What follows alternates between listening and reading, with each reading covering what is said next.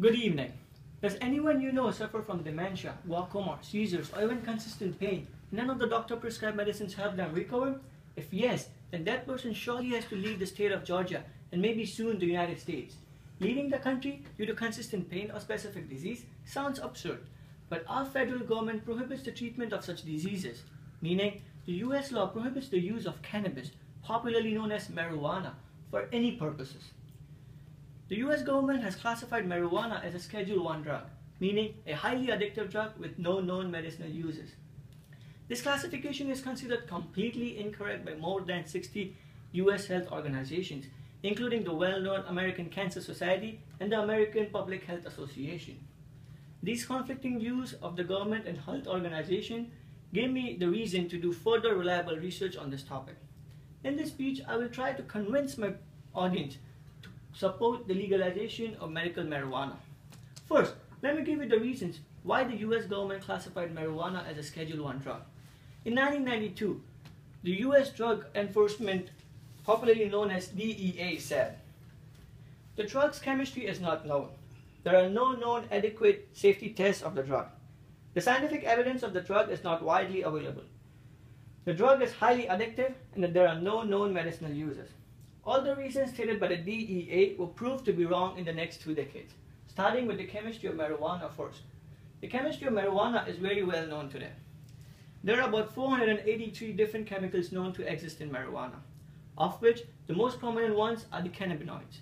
These cannabinoids contain delta-9 tetrahydrocannabinol, commonly known as THC, the main component responsible for marijuana's mind alteration effect.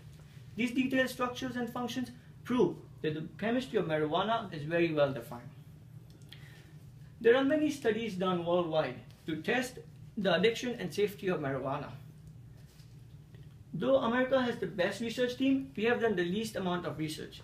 The two main problems with marijuana research are, first is to find pure marijuana. Marijuana is an illegal substance in the United States and is only grown on a government farm in Mississippi.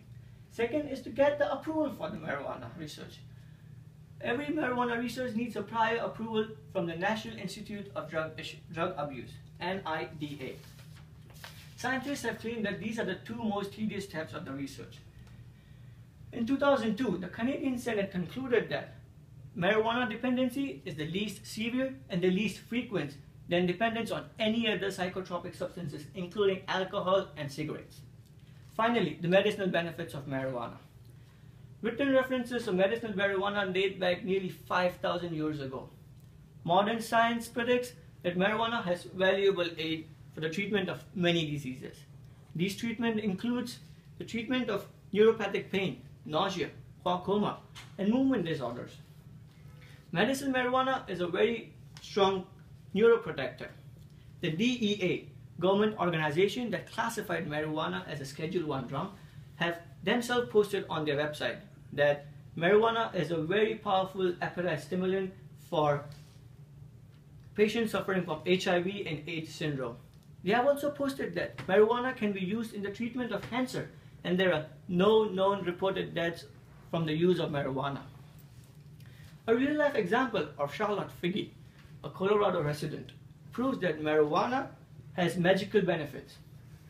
Charlotte suffered from seizures since her birth, and by age 3, she was having 300 seizures a week, despite of being on 7 different medications.